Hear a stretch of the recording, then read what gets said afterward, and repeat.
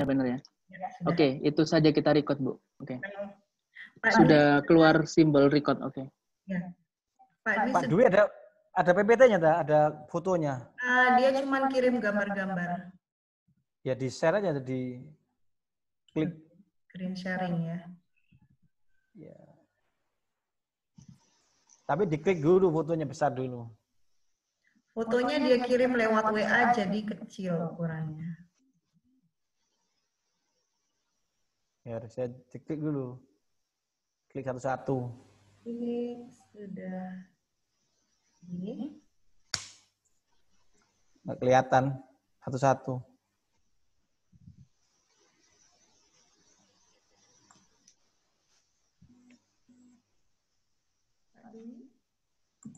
Sudah masuk, Pak.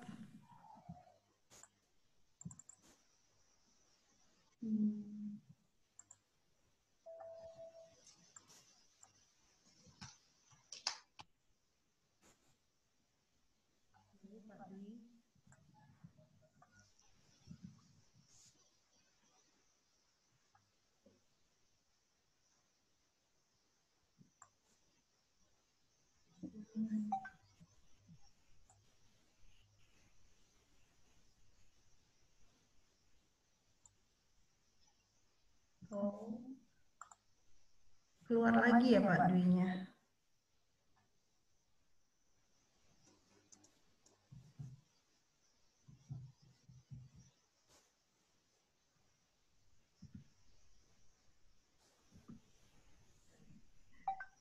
Iya, bisa masuk Pak. Halo? Iya. Iya Pak. Bisa masuk Pak, sudah dinyalakan. Coba di ini lagi Pak, diklik lagi masuk.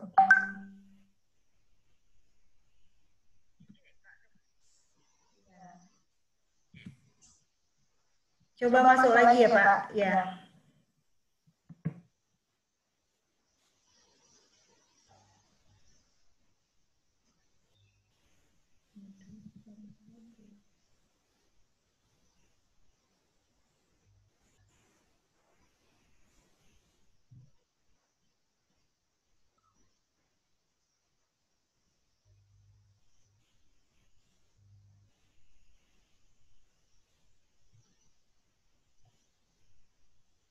Dibesarkan, di plusnya di no, jadi kayak full screen gitu, manual full screen terus di klik.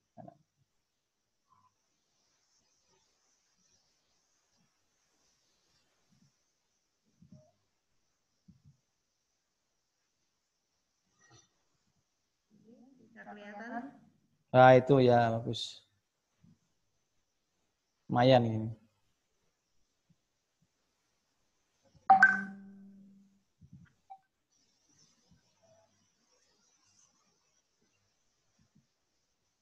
Pak Dwi belum kelihatan gitu loh. Iya ini Pak, sudah saya masukkan. Ribet ini.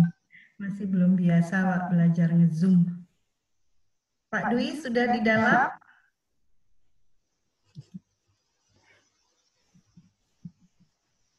Halo Pak Dwi?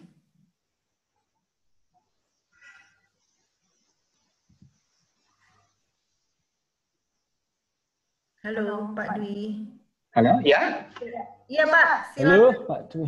G. Pak Dwi mau ke Pak? Tadi sampai mana ya? Tadi itu sampai Bengawan Solo Pak, sebagian besar di aliran. Oh ya, saya ulangi lagi aja yang di Bengawan Solo ya. Jadi masih manusia purba ya tadi ya? Iya Pak. Masih, Ya. Oh masih di awal lah. Ya baik. Jadi kembali bahwa di Jawa Timur itu memiliki dua sungai yang panjang dan sekaligus sungai yang besar. Yang pertama adalah Bengawan Solo dengan panjang total berdasarkan hasil ekspedisi Bengawan Solo tahun 2007 itu diketahui sepanjang 519 km. Nah, kemudian sungai berikutnya itu adalah Sungai Brantas dengan panjang kurang lebih 340 km ya. 340 km. Jadi boleh dikatakan merupakan sungai panjang yang kedua untuk daerah Jawa Timur. Nah, jejak manusia purba kita dapati di Jawa Timur itu pada berbagai tempat, ya, yang paling tidak mulai dari Sangiran, kemudian dari di Ngawi dan seterusnya, ya. Dan selain itu kita dapati di Berantas. Nah, ini menjadi petunjuk kepada kita bahwa semenjak zaman prasejarah keberadaan air, khususnya sungai, itu dipergunakan, dijadikan sebagai bahan pertimbangan untuk membuat kalkulasi ekologis, yaitu kalkulasi ekologis paling tidak untuk menetapkan areal bermukim. Ini menjadi petunjuk bahwa manusia memiliki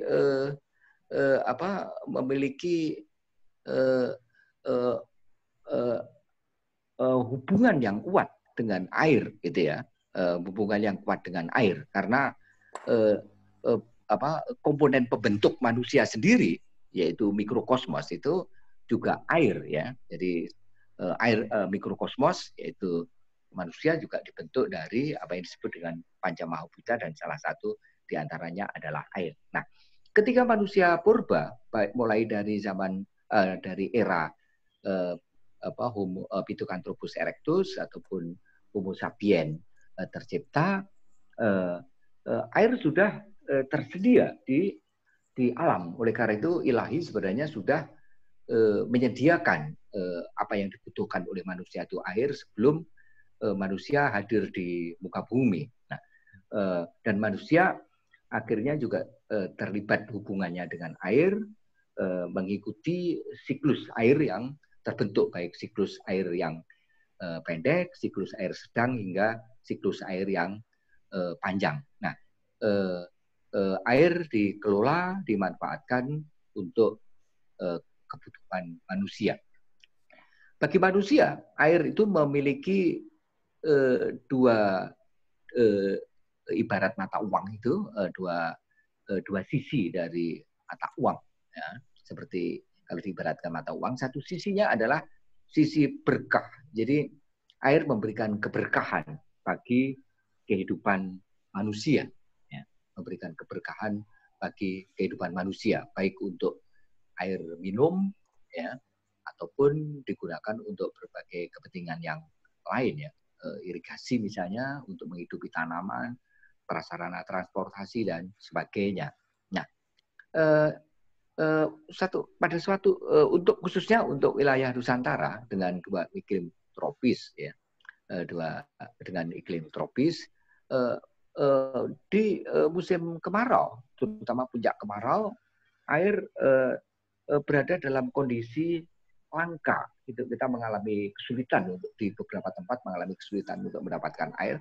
Tapi sebaliknya, pada musim penghujan, air berlimpah, bahkan menjelma menjadi air bah, ya, sehingga menjadi bencana, menjadi petaka, khususnya bencana alam yang berkenaan dengan air. Oleh karena itu,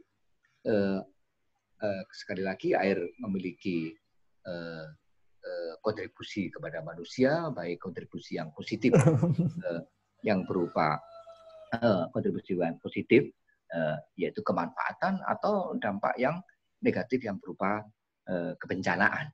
Sehingga bagaimana manusia mengelola air itu menjadi kata kunci, ya. Kata kunci untuk memanfaatkan air bagi kepentingan kehidupan manusia. Nah, bicara tentang air, khususnya pada masa Hindu-Buddha, beruntung kita memiliki sejumlah beragam jenis, ya, beragam jenis sumber data yang di dalamnya memberitakan tentang air, ya.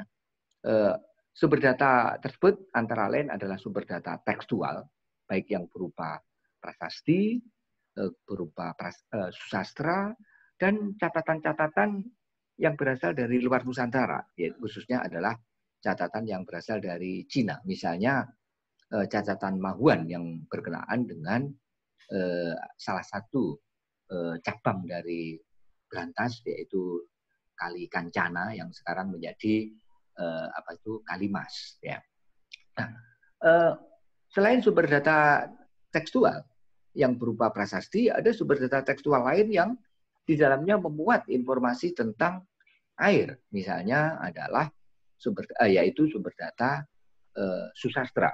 Ada beragam sumber data susastra yang di dalamnya secara tidak langsung ya. Jadi walaupun susastra ini tidak memang melulu membicarakan tentang air, tetapi di dalamnya memuat informasi tentang air. Gitu ya. Jadi sumber data susastra. Nah, selain sumber data tekstual, baik yang prasasti, susastra ataupun catatan asing ya, catatan terutama dari Cina, kita memiliki juga sumber data artefaktual yang berhubungan dengan air, yaitu sumber data artefaktual yang berbentuk arsitektur, jadi sumber data arsitektural, ya, arsitektural, ada khususnya arsitektur yang berupa patirtan, ya, patirtan, yaitu kolam air yang suci, dan ini merupakan karya artifisial, karya buatan untuk tirta, sebagai tempat tirta, sebagai tempat air suci, patirta.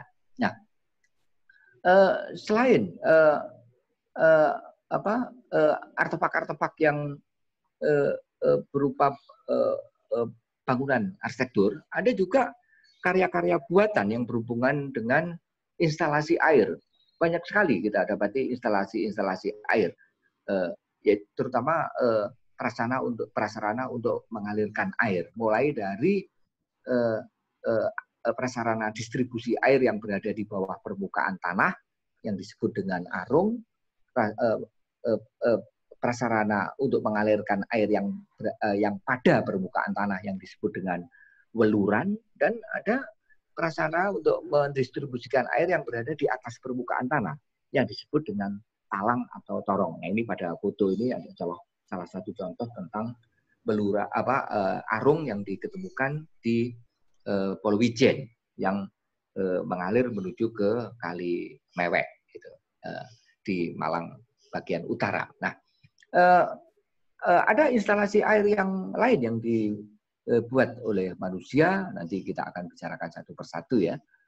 Nah, selain sumber data artefaktual yang berbentuk arsitektural, ada sumber data artefaktual yang berbentuk ikonografis yang berhubungan dengan seni arca yang fungsinya terkait dengan air, khususnya berkaitan dengan pancuran air yang kita menyebutnya dengan jaladwara, ya, baik berbentuk arca figuratif, yaitu arca dewi atau arca dewata, termasuk dewata lokal, juga arca-arca binatang mitologis yang fungsinya sebagai pancuran air. Nah, ini salah satu contoh adalah jaladwara yang berbentuk arca dewi dari patirtan belahan, ya, dari patirtan belahan. Nah, selain sumber data artefaktual, sumber data lain yang memberikan informasi penting dalam kaitan dengan air itu adalah sumber data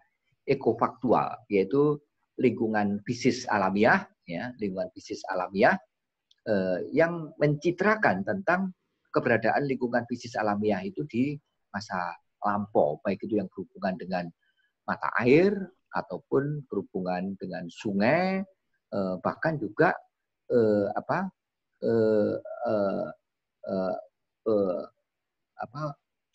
unsur-unsur lainnya yang berhubungan dengan air, misalnya talaga misalnya, atau telaga, kemudian juga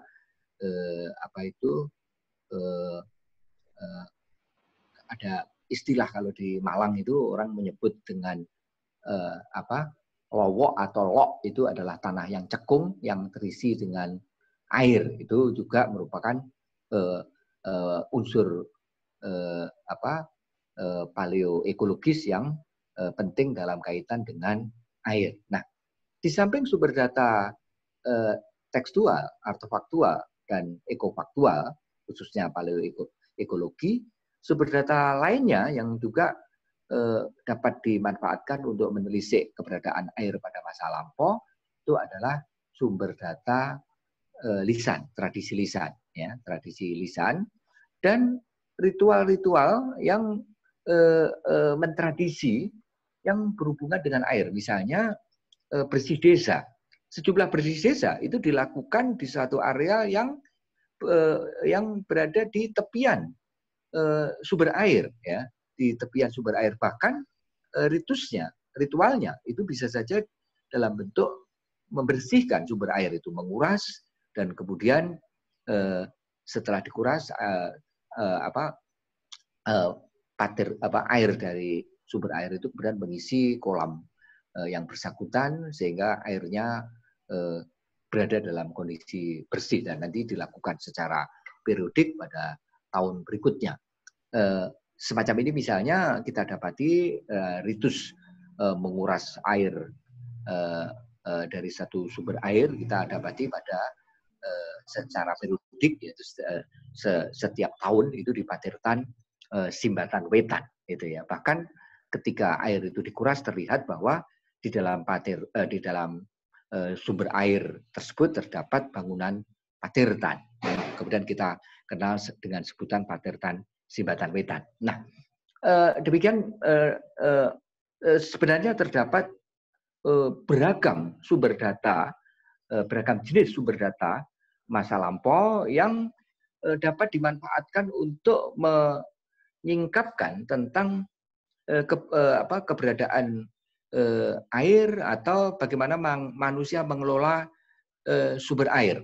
Sumber data tekstual yang berupa prasasti pertama yang memberitakan tentang sumber air itu adalah tentang air, khususnya sungai, adalah prasasti Tugu, yaitu prasasti yang berasal dari masa pemerintahan Kerajaan Tarumanegara. Diperkirakan pada abad ke-5 Masehi, yang di dalamnya memuat informasi tentang pembuatan dua sungai, yaitu Sungai Candrabaga dan Sungai Gumati.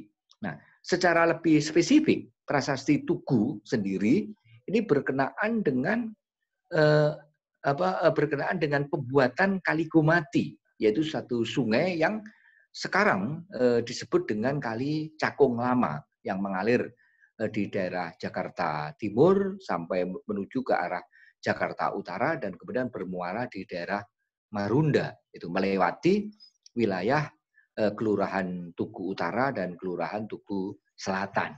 Nah, sumber data prasasti berikutnya yang berkenaan dengan air itu adalah prasasti Tukmas. Ya, prasasti ini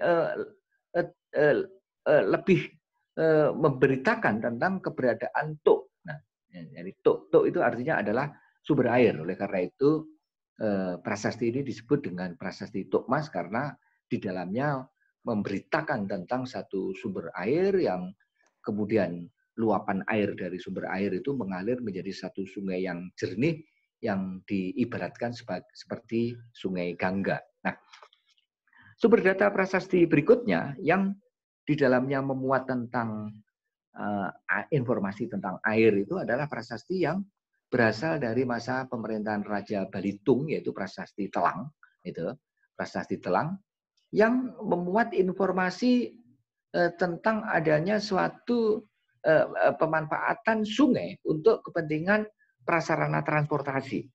Karena di dalamnya menyebut kata paparahuan, ya, paparahuan.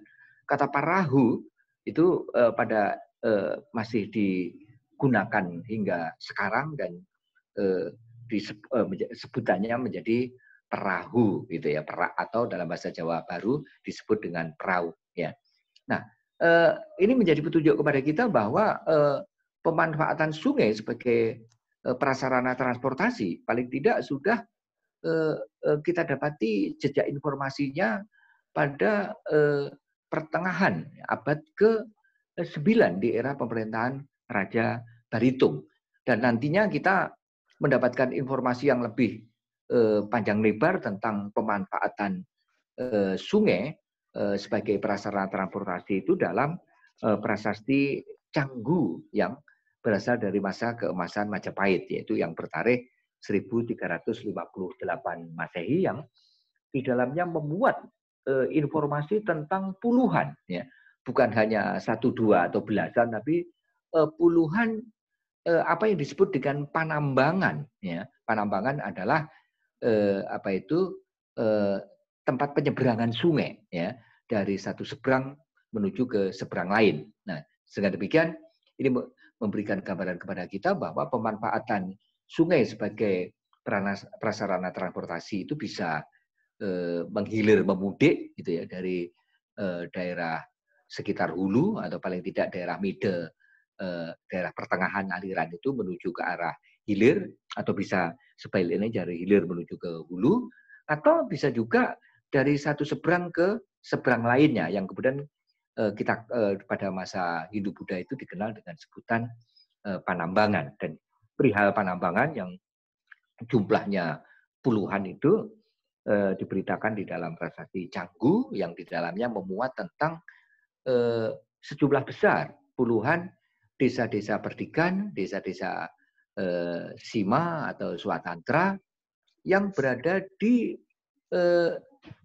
dua daerah aliran sungai besar, yaitu Bengawan Solo ataupun Brantas. Nah, sumber data berikutnya yang berkaitan dengan air itu adalah prasasti Harinjing, ya, yang ditemukan di daerah Kabupaten Kediri, tepatnya di Kecamatan Kepung, yang antara lain di dalamnya memuat tentang pembuatan sudetan sungai, ya, sudetan sungai. Nah, yaitu sudetan sungai itu disebut dengan kali Harinjing, ya. Kata Harinjing masih kita kenal hingga sekarang menjadi Serinjing, ya, kali Serinjing. Nah, ini merupakan sungai yang disudet dari aliran kali Konto.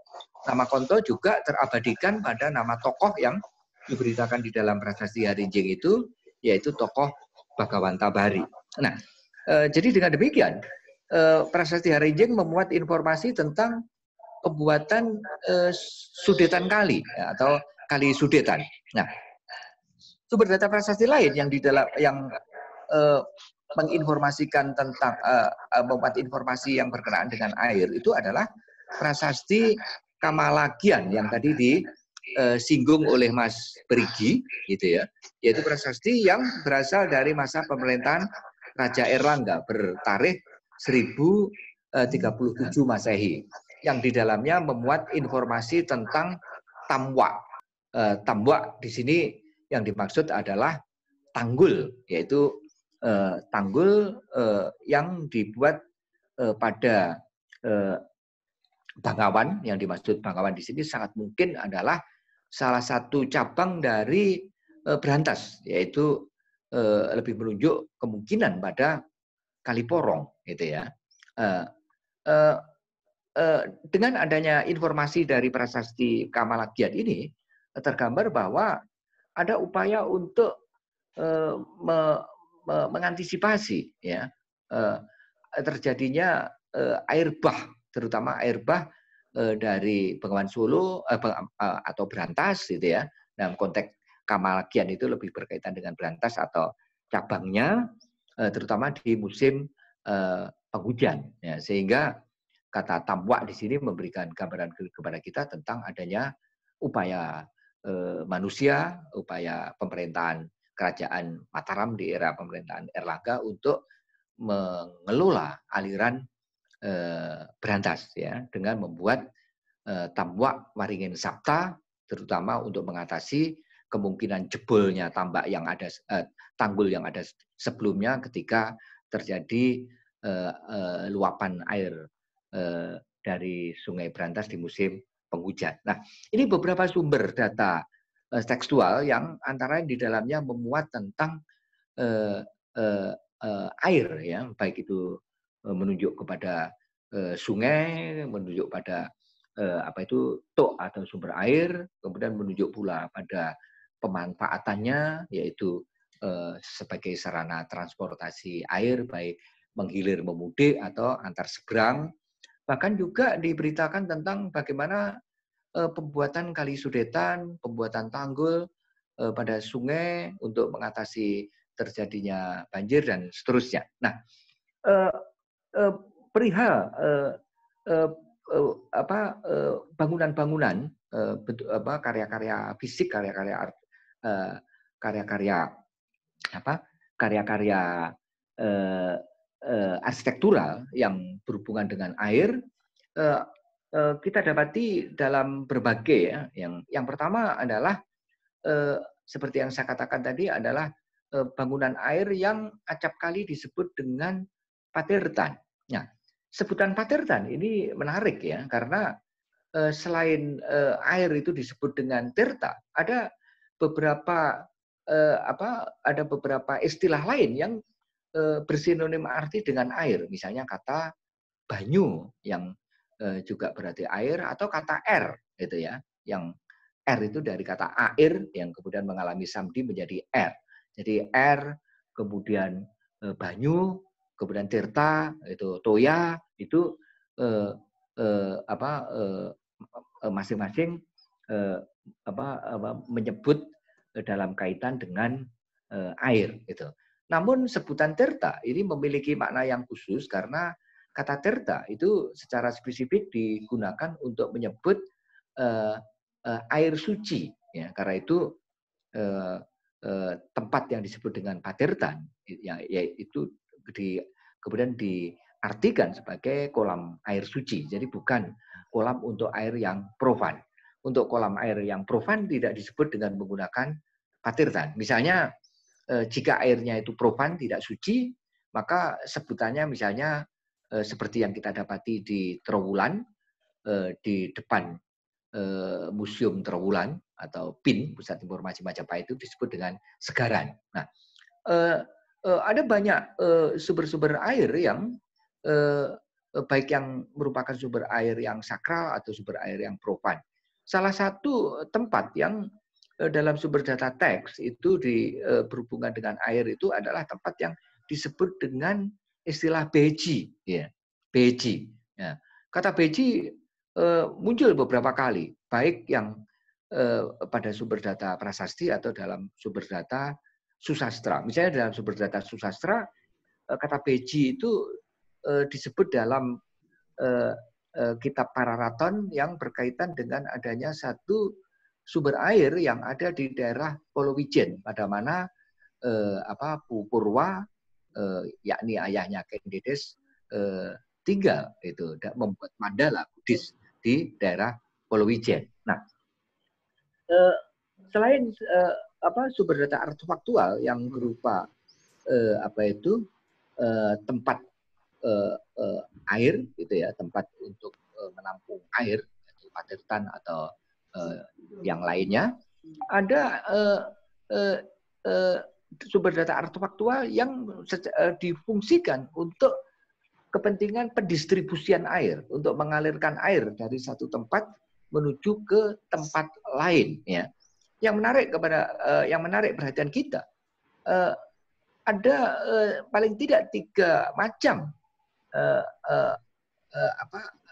perangkat atau instalasi untuk mendistribusikan air dilihat dari posisi instalasi air itu pada permukaan tanah. Jika instalasi untuk mendistribusikan air itu berada di bawah permukaan tanah, maka disebut dengan arung seperti yang kita dapati di Polowijen. Jika berada di atas permukaan tanah seperti yang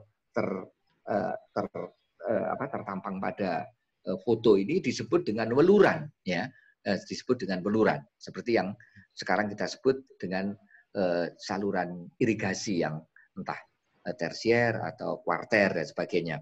Nah, di antara weluran sebagai wahana untuk mendistribusikan air itu terdapat apa yang kemudian kita sebut dengan subak ya, atau suak ya. Jadi istilah kuno untuk apa yang sekarang disebut dengan subak itu bisa juga berupa suak.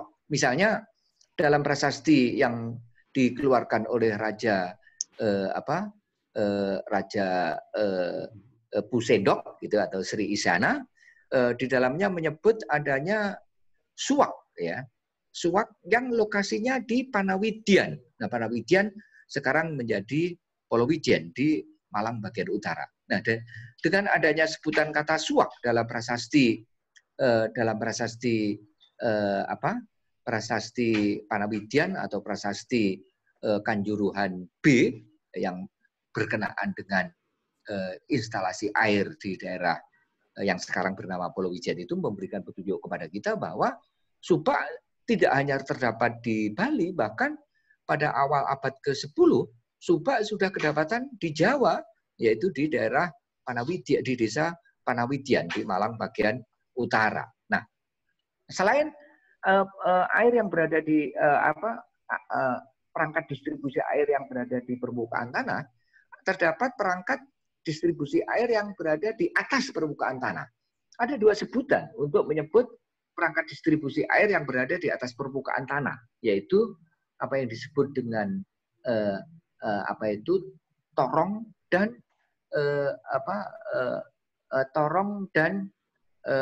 misalnya di Batu kita mendapati adanya sejumlah tempat, sejumlah desa dengan unsur kata torong, misalnya Torong Rejo yang terdiri atas Torong Sisir dan Torong Kutub, Torong Sisir dan Torong Klerek. Kemudian ada desa juga yang namanya Torong Sisir. Nah, selain disebut torong, itu juga disebut dengan talang. Ya, kata talang sebagai nama desa, nama kampung masih banyak kita dapati. Di Malang misalnya terdapat tempat yang bernama Talang Agung. Ini merupakan suatu instalasi air dalam bentuk talang yang panjang, mulai dari Pakisaji sampai daerah Karangkates. Nah, ini merupakan alat transport instalasi air yang fungsinya secara khusus itu untuk mendistribusikan air. Nah, terdapat juga instalasi air yang fungsinya untuk meninggikan debit air, dan setelah debit airnya ditinggikan, maka air itu kemudian dibagi ke dalam beberapa saluran air yang tadi sudah saya bicarakan yang berupa weluran. Nah, istilah kuno untuk menyebut instalasi air untuk meninggikan debit air ini adalah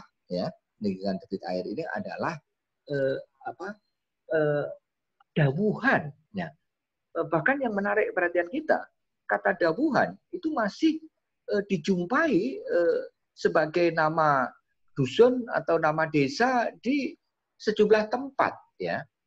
Dawuhan atau dawuan itu masih kita dapati hingga sekarang. Oleh karena itu, jika kita mendapati desa atau dusun yang bernama dawuhan, sangat mungkin bahwa di daerah itu terdapat adanya instalasi air yang kini acap disebut dengan kata bendungan, gitu ya. Ada bendungan. Jadi dawuhan itu merupakan istilah arkais, istilah kuno untuk bendungan. Nah, instalasi air lainnya yang tidak kalah pentingnya itu adalah apa yang yang diberitakan di dalam prasasti Kamalagian, yaitu apa yang disebut dengan tamwak, atau jika konsonan W itu bertukar dengan konsonan B menjadi tambak. Nah, yang secara harafiah berarti tanggul, ya, berarti tanggul. Ada tanggul-tanggul purba pada masa lalu itu dibuat dalam bentuk tanggul-tanggul tanah, dan sangat mungkin untuk memperkuat posisi tanggul itu digunakan perangkat-perangkat yang kemudian disebut dengan bronjong, atau kalau sekarang disebut bronjong, kalau dulu disebut dengan harinjing. Oleh karena rinjing, ya. Oleh karena itu kata harinjing yang diberitakan di dalam prasasti Sukabumi atau prasasti harinjing itu berkenaan dengan peralatan bantu untuk membuat semacam dawuhan pada Sungai Sudetan atau Kali Sudetan, yaitu Kali Serinjing yang ada di daerah Kepung sekarang, di daerah Kabupaten Kediri. Nah, ini merupakan sejumlah perangkat, ya, yang berupa bangunan arsitektural. Nah, yang lainnya perangkat-perangkat ini yang artefak-artefak ini seperti yang saya katakan tadi, antara lain berupa pancuran. Pancuran-pancuran air itu merupakan hal yang penting. Dan yang menarik dalam kaitan dengan pancuran air, yaitu fasilitas untuk memancurkan air, kita mendapatkan informasi dari prasasti yang terbilang tua, yaitu prasasti dari masa pemerintahan Raja Sendok bertarikh 929 Masehi yang di dalamnya menyebut tentang adanya ikhtiar, adanya upaya untuk memperbaiki pancuran. Ya, kalimat yang tertera dalam prasasti itu adalah Umahayua, pancuran Ipawitra. Jadi kata Umahayua itu membuat menjadi baik, ya, hayu, ya, membuat menjadi baik. Apa yang dibuat menjadi baik adalah pancuran. Ya. Jadi kata pancuran dengan demikian paling tidak sudah kita dapati jejaknya dalam prasasti abad ke-10 awal, yaitu prasasti prasasti Cunggrang, ya, prasasti Cunggrang yang berasal dari tahun 929 Masehi dari masa pemerintahan Sendok. Nah, lokasi pancuran itu ada di satu tempat yang bernama Pawitra. Ya. Pawitra itu sekaligus juga kita ketahui sebagai istilah yang digunakan untuk menyebut Gunung Penanggungan. Oleh karena itu, mengingat bahwa prasasti ini lokasinya ada di daerah Gempol, ada kemungkinan pancuran air untuk air suci, pancuran air untuk air suci yang sebenarnya sudah ada, sudah dibangun sejak masa pemerintahan Raja Wawa. Ini sekarang kita ketahui sebagai suatu bangunan air Patertan yang masyarakat menyebut sebagai Candi Belahan atau Candi Sumber Tetek yang antara lain dilengkapi dengan arca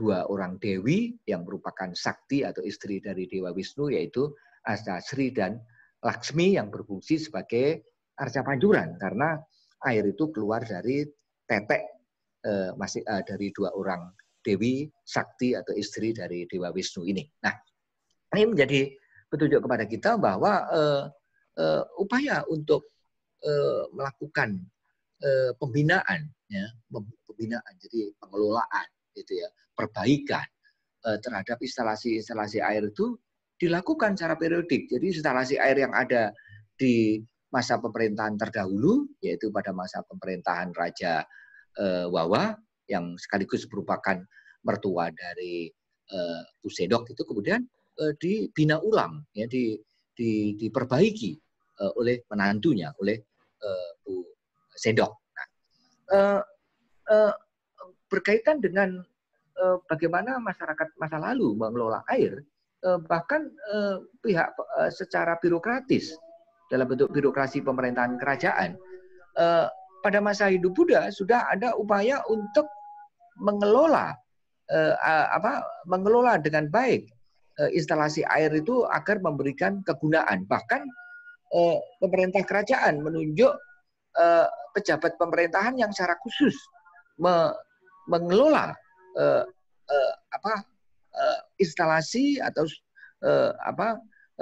sumber air ataupun sungai. Nah, pejabat yang secara khusus mengelola air itu disebut dengan Mantri Her Haji, atau yang kemudian mengingatkan kita pada salah satu pejabat di tingkat desa yang kalau itu di tingkat desa yang kemudian kita kenal dengan Mantri Ulu-Ulu atau konon juga disebut dengan Jogotirto. Nah, untuk bangunan yang suci itu ada pejabat yang secara khusus mengelola sumber air yang suci yang disebut dengan Mantri Her Haji. Nah, dengan demikian ini menjadi petunjuk kepada kita bahwa air pada masa lalu tidak hanya hadir dalam bentuk unsur fisik alamiah, tetapi air sudah dikelola oleh manusia, air sudah masuk dalam peradaban manusia yang kemudian kita kenal dengan atau bisa kita sebut sebagai peradaban air.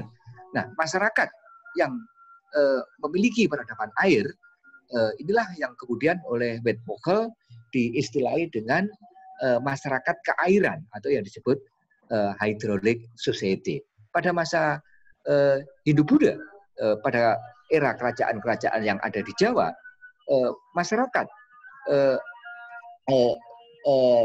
di era hidup Buddha di Jawa itu boleh cukup alasan untuk dikatakan sebagai masyarakat yang masuk pada kategori sebagai Hydraulic Society yang mengembangkan apa yang kemudian kita kenal dengan peradaban air. Nah, saya kira ini informasi sekilas yang bisa saya sampaikan. Terima kasih. Ya, terima kasih Pak Dwi untuk paparannya yang sangat panjang lebar ya. Jadi memang menarik sekali bagaimana tradisi Jawa kuno sudah memulai budaya mengelola sungai dan itu sudah tercatat sejak abad 5 Masehi ya Pak ya. Iya betul, Prasasti Tugu. Nggih. Oke, karena ini untuk mempersingkat waktu ya, kita bisa langsung membuka sesi tanya jawab. Silahkan teman-teman bagi yang ingin menyampaikan pertanyaannya, kita mulai menyampaikan pertanyaan untuk kedua narasumber, baik untuk Pak Dwi maupun untuk Pak Prigi.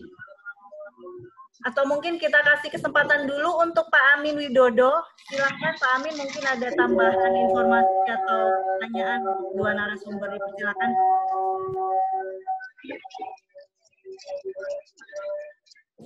Bunda.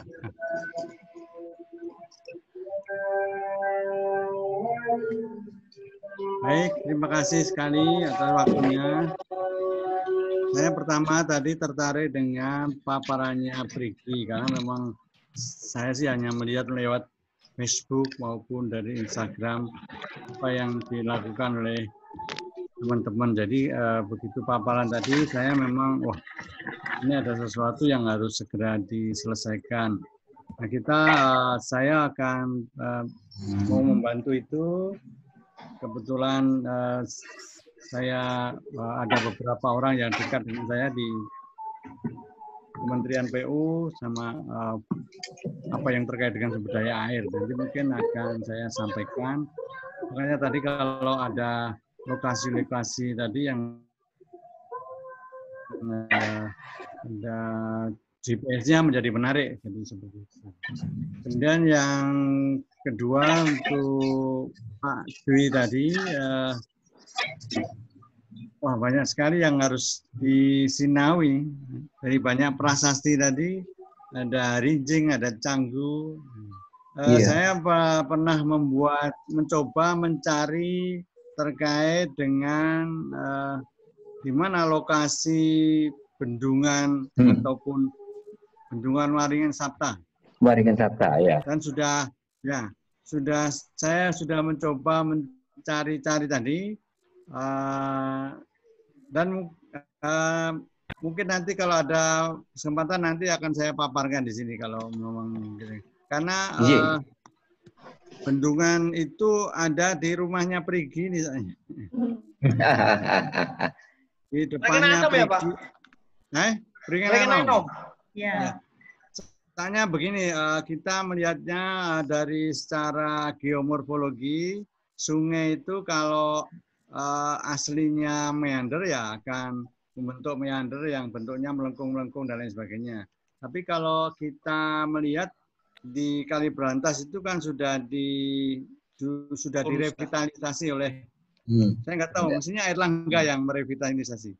Kalau kita lihat Kali Brantas itu sejak zaman Airlangga atau sebelumnya nggak diluruskan, maka Kali Brantas itu akan menjadi sesuatu yang sangat menakutkan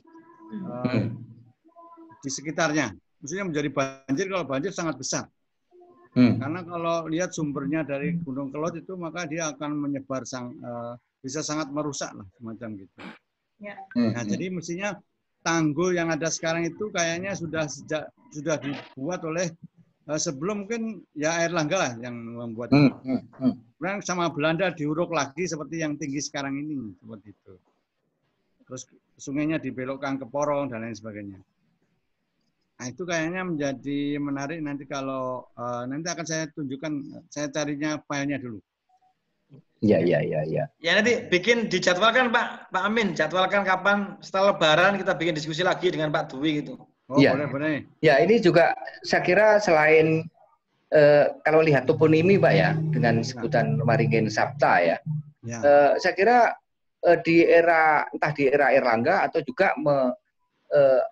berasal dari masa berikutnya, tapi inspirasinya dari inspirasi Airlangga, saya kira perlu dicari di tempat-tempat lain yang memiliki kesamaan nama. Misalnya kalau di daerah sekitar Sidoarjo ya, yang terkait dengan prasasti Kamalagian itu disebut dengan Waringin Sabta. Waringin Sabta di Tulungagung Ringin Pitu itu juga pada das Brantas itu ya. Dan penyebutan kata ringin dalam kaitan dengan daerah aliran sungai, ini sangat mungkin bahwa penanaman pohon beringin terutama di sekitar tanggul, ini terutama akar-akarnya, ini juga dimaksudkan untuk memperkuat posisi tanggul itu, terutama tanggul-tanggul yang rawan jebol gitu ya, ketika air itu sedang tinggi-tingginya ya di pusat. Nah ini, ya, jadi penanaman pohon itu ya di sekitar tanggul untuk memperkuat posisi tanggul itu juga antara lain tergambar pada toponimi, misalnya ada termasuk ringin anom ya, jadi ringin anom gitu ya, kata beringin ya, nah ini. Jadi ada posisi yang berkaitan dengan pohon beringin, apalagi itu di daerah aliran sungai. Jadi ada kemungkinan pohon beringin yang pada waktu itu masih muda sehingga disebut pohon beringin anom itu antara lain juga difungsikan untuk memperkuat posisi tanggul karena akar-akar pohon beringin itu juga bisa mengokohkan posisi tanggul, khususnya tanggul-tanggul yang rawan jebol. Kita kan juga menjumpai adanya jumlah tanggul yang ketika musim penghujan itu rawan jebol gitu ya. Nah ini penanaman pohon ini menjadi penting gitu ya. Ya, terima kasih Pak. Baik, ada lagi teman-teman yang mau bertanya dipersilahkan. Saya sudah unmute mic-nya semua. Silahkan kalau itu Mas Arief itu. Mas Arief Serinjing itu loh. Silakan Mas. Silakan Mas Arief. Assalamualaikum warahmatullahi wabarakatuh.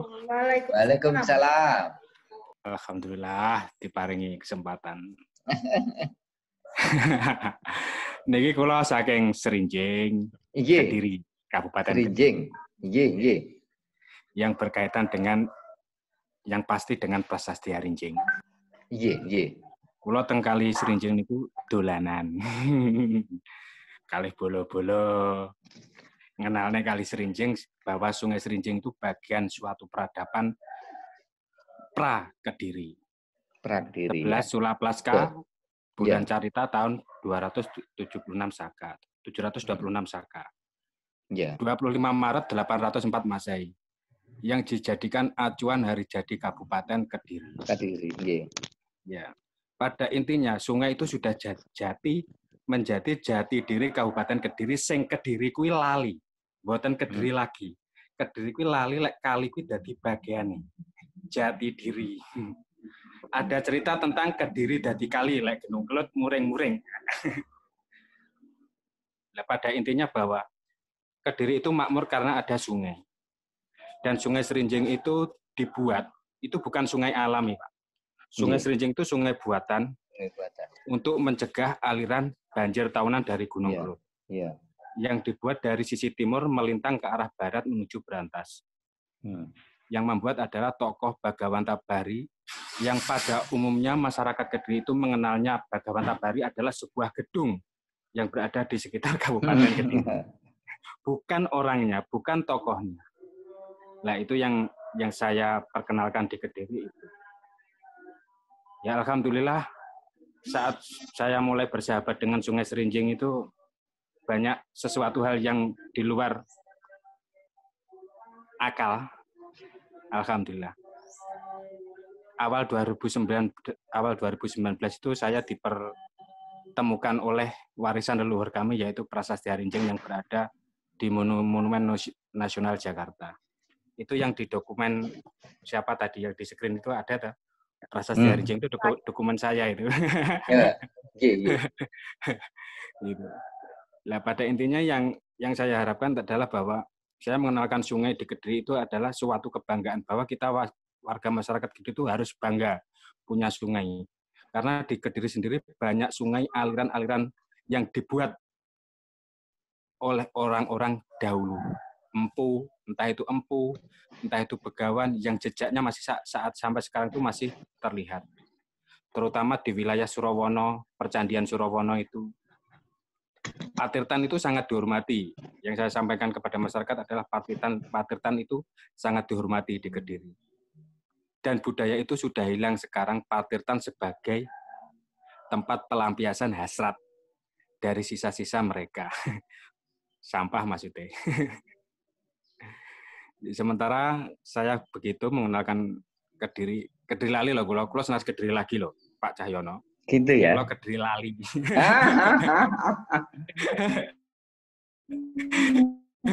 Kula mboten kenal kalih Kediri lagi.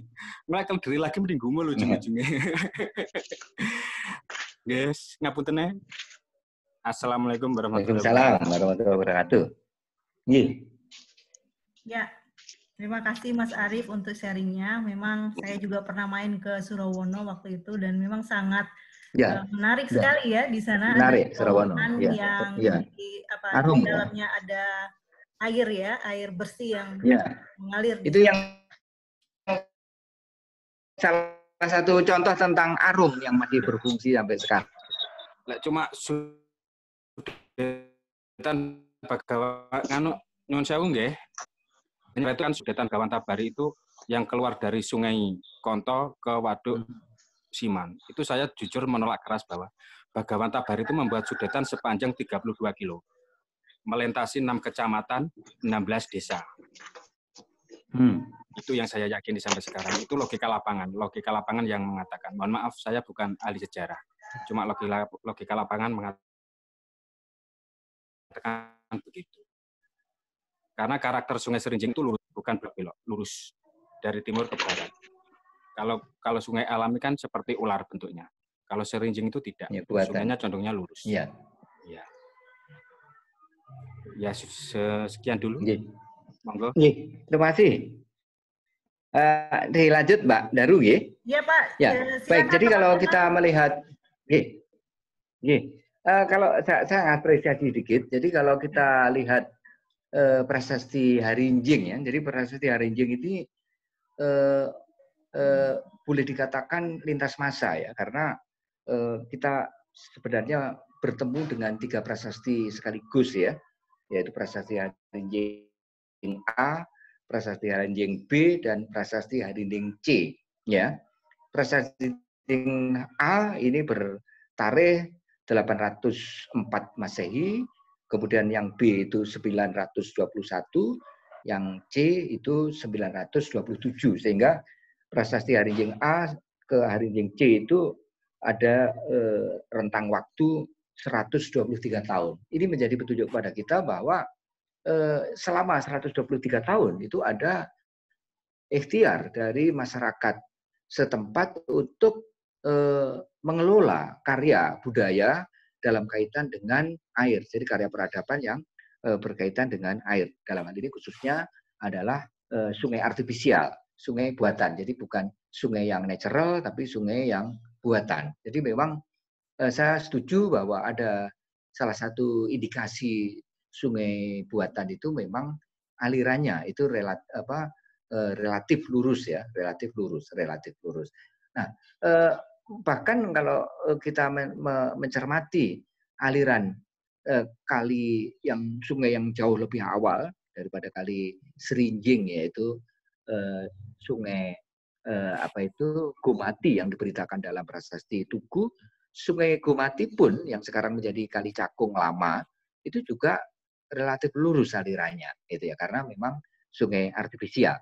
Nah, yang menarik perhatian kita sebenarnya terkait dengan apa yang diberitakan di dalam prasasti Harinjing, sekaligus kita menjumpai adanya 2 instalasi air sekaligus ya, 2 instalasi air sekaligus. Yang pertama adalah pembuatan sungai, ya, jadi atau yang kita menyebutnya juga bisa menyebut sudetan, terutama ketika di pangkalnya, karena pangkal sungai ini adalah menyudet dari aliran sungai yang lebih besar, yaitu Kali Konto. Dan yang menarik perhatian kita, posisi pangkal dari Kali Harinjing ini konteks geografisnya adalah pada lereng utara barat ya, lereng utara barat dari Gunung Api Purba, yaitu Gunung Kelut atau Gunung Kamput. Bahkan tampak jelas sekali bahwa apabila Gunung Kelut itu mengalami erupsi, itu paparan itu akan sampai ke daerah Kepung dan sekitarnya, gitu. Oleh karena itu sangat mungkin sungai ini juga dimanfaatkan untuk mengatasi lahar ya, khususnya lahar dingin yang berasal dari Gunung Kelut. Karena kita tahu bahwa kaldera dari Gunung Kelut itu tidak setiap saat menetap di satu tempat. Paling tidak beberapa kali kalderanya itu bergeser, ya, dari posisi kaldera yang sekarang.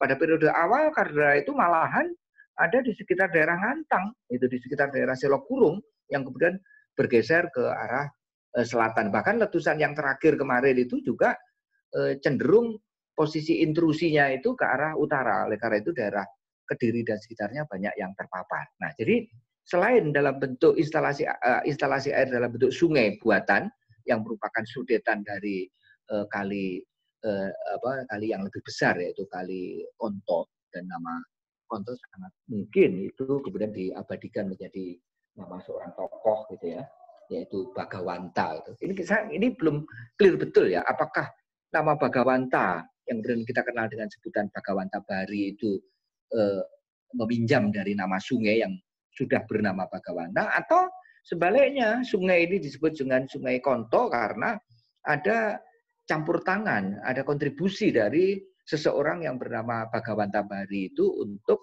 sungai yang kemudian disebut dengan Kali Konto. Adapun sungai sudetannya itu disebut menurut keterangan di dalam prasasti Harinjing atau prasasti Sukabumi ini dengan nama Kali Harinjing yang sekarang menjadi Sungai Serinjing. Nah, selain sungai, nah saya setuju yang dinamakan sungai itu pasti tidak hanya pendek, hanya 1 kilo atau 2 kilo, tidak, tapi memiliki aliran yang panjang.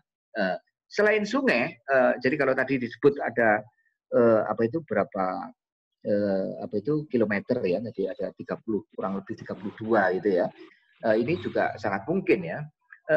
Selain sungai buatan, Kali Harinjing sebagai sungai artifisial, juga sekaligus ada instalasi air yang berupa waduk ya, bendungan gitu ya, waduk atau bendungan. Sebenarnya dawuhan ya. Sebutan kunonya itu adalah dawuhan ya. Sampai sekarang dawuhan Siman itu masih kita dapati. Nah, ada kemungkinan tanggul dawuhan inilah yang terkait dengan kata Harinjing, yaitu Serinjing dari kata rinjing. Jadi bronjong kalau istilah sekarang ya. Jadi tempat untuk batu-batu, karena batu-batu banyak sekali kita dapati di aliran Kali Konto ya, di daerah vulkanik Kelut itu, sehingga nanti posisi tanggul tanah itu diperkuat dengan menggunakan batu-batu dari batu kali yang dimasukkan ke dalam semacam bronjong yang istilah lainnya adalah rinjing. Nah, jadi apa yang terdapat dalam prasasti Harinjing ini, prasasti Harinjing itu merupakan sesuatu yang penting bagaimana manusia itu membuat sungai yang antara lain juga digunakan untuk kepentingan mitigasi bencana. Ya, mitigasi bencana ini terkait dengan Gunung Kamput, yaitu ketika terjadi peristiwa vulkanik dari Kamput, sehingga sungai beserta dawuhan ini dimanfaatkan untuk kepentingan mitigasi bencana. Nah, yang lain, yang instalasi air yang juga tidak kalah menariknya yang tadi disinggung itu adalah instalasi air yang ada di Surawono gitu ya. Dan ini jelas sekali, ini merupakan instalasi air buatan yang dibuat pada masa pemerintahan Raja Majapahit yang fungsinya untuk kepentingan irigasi terkait dengan pembukaan ladang baru yang diberitakan di dalam Negara Kertagama, yaitu pembukaan ladang baru di Surabana, gitu ya, di Surabana. Untuk kepentingan ladang baru ini, terutama untuk kepentingan pengairannya, dibuatlah instalasi air yang mendistribusikan air dari satu sumber air dari Punjering Banyu itu melalui pertama saluran air yang tertutup, saluran air bawah tanah atau arung, dan kemudian setelah sepanjang kurang lebih 1,2 km dilanjutkan menjadi weluran. Jadi ini menarik, contoh kasus yang ada di Surawono itu ada kombinasi antara arung dan weluran. Semula berupa arung dan pada titik tertentu menjadi saluran air permukaan terbuka, tidak lagi menjadi terowongan, tapi saluran air terbuka di atas permukaan tanah yang kemudian kita kenal dengan weluran. Jadi kombinasi antara arung dan weluran. Nah, ini jelas sekali menunjukkan kepada kita bagaimana upaya budaya manusia untuk membuat instalasi air. Jadi air sudah dikelola. dikelola, dimanfaatkan, dan ada upaya untuk nah ini kalau yang dipaparkan Mas Prigi tadi ini menjadi kontras ya. Jadi kalau manusia dulu air itu digunakan sak madyo, sak perlune, air juga dirawat, itu termasuk kelestariannya. Tapi dalam perkembangan berikutnya air digunakan, bahkan sangat digunakan, tidak hanya dieksplorasi tapi dieksploitasi. Sebaliknya air menjadi tidak dirawat, air tidak hanya diposisikan sebagai sesuatu yang bersih, tapi menjadi sesuatu yang kotor, di mana limbah, di mana sampah kemudian ditumpah-ruahkan ke dalam sungai seperti yang dikemukakan oleh Mas Prigi tadi. Ya, saya kira begitu. Ya, baik. Apakah ada lagi yang mau bertanya, teman-teman? Silakan. Saya mungkin mau nanya sedikit. Bagaimana peran negara pada saat itu? Kalau dilihat di prasasti kan hanya sekedar memberi penghargaan, mengapresiasi. Apakah tidak ada inisiatif negara, Pak Dwi, di zaman-zaman itu ya? Iya, baik. Jadi inisiatif negara sangat terlihat ya dalam kaitan dengan bangunan-bangunan air ya, dalam bangunan-bangunan air. Baik pemerintah pusat atau pemerintah daerah ya, pemerintah pusat atau pemerintah daerah. Ada satu, kalau kita sekarang ngomong proyek gitu ya, proyek pengairan ya. Ada proyek pengairan yang merupakan proyek nasional. Misalnya instalasi air dalam ukuran yang besar, seperti misalnya kita dapati di Trowulan itu adalah Segaran, dan sangat mungkin instalasi air yang water reservoir, tandon air besar seperti Segaran itu di Trowulan tidak hanya satu jumlahnya, ada beberapa jumlahnya gitu. Ini tentu merupakan proyek-proyek irigasi yang besar. Belum lagi tentu bukan hanya Segarannya saja, tapi bagaimana air dari Segaran itu kemudian dialirkan keluar. Ini tentu juga harus disertai dengan pembangunan air. Nah, ada kemungkinan proyek semacam itu tidak hanya menjadi proyek pemerintahan pusat, ada juga proyek pemerintahan daerah. Satu hal yang menarik, saya kebetulan sempat terlibat ekskavasi, ada bangunan air seperti yang kita dapati di Trowulan. Kalau di Trowulan disebut Segaran, maka ini bisa kita sebut juga sebagai Segaran, tapi dalam ukuran yang lebih kecil, ya. Tapi tidak kecil banget, karena panjangnya itu kalau tidak salah itu 28 kali 54 meter. Jadi lebar 28, panjang 54 meter. Kami menemukan itu justru di satu tempat yang terletak di daerah Tergalek, yaitu di Situs Semarum, ya, Situs Semarum. Ya, jadi jelas ini merupakan water reservoir. Asal air itu dari yang keluar dari lereng gunung, yaitu bagian selatan dari gunung Wilis, gitu ya. Jadi kalau penghujan memang air dari celah dua bukit itu mengalir deras ke arah lereng dan kemudian lembah, dan air ini kemudian dimanfaatkan, dimasukkan ke dalam tandon air ini, water reservoir, yaitu semacam Segaran yang kita dapati di Trowulan, hanya dalam ukuran yang lebih kecil. Ada kemungkinan Segaran yang ada di Semarum di Terenggalek itu dibangun oleh pemerintahan lokal, gitu ya, pemerintahan lokal, pemerintahan yang sudah berusia panjang, karena di sebelah selatan Semarum, di sebelah timur Semarum itu ada desa kuno, yaitu desa Kamulan, ya, desa Kamulan, dan Kamulan sebagai sebuah desa ini sudah disebut-sebut di dalam satu prasasti yang berasal dari masa akhir kerajaan Kadiri, yaitu prasasti Kamulan, yang isinya menetapkan Kamulan sebagai desa perdikan. Nah, ini contoh tentang pembuatan instalasi air ini lebih fisik, ya. Jadi kalau sekarang kita menyebut proyek fisik. Tetapi pemerintah pusat tidak hanya membuat proyek fisik, mereka juga membuat yang tadi juga saya singgung, yaitu ada petugas-petugas yang secara khusus bertugas untuk mengelola air, baik itu yang instalasi air yang sakral atau instalasi air yang profan. Untuk yang profan misalnya diangkatlah pejabat-pejabat, mungkin ini juga mulai dari tingkat pusat sampai ke tingkat desa, yang disebut dengan disebut dengan Mantri Her Haji gitu ya. Maaf, Mantri Her Haji. Panghulu banyu ya, panghulu banyu, panghulu. Kata banyu yang digunakan karena instalasi air atau air yang dikelola ini yang ditangani oleh birokrasi pemerintahan yang aparat pemerintahan yang disebut panghulu banyu ini adalah air yang profan. Sedangkan untuk air yang sakral seperti misalnya patirtan dan seterusnya ada petugas khusus yang mengelolanya yang disebut dengan Mantri Her Haji. Kata her itu sama dengan r itu ya.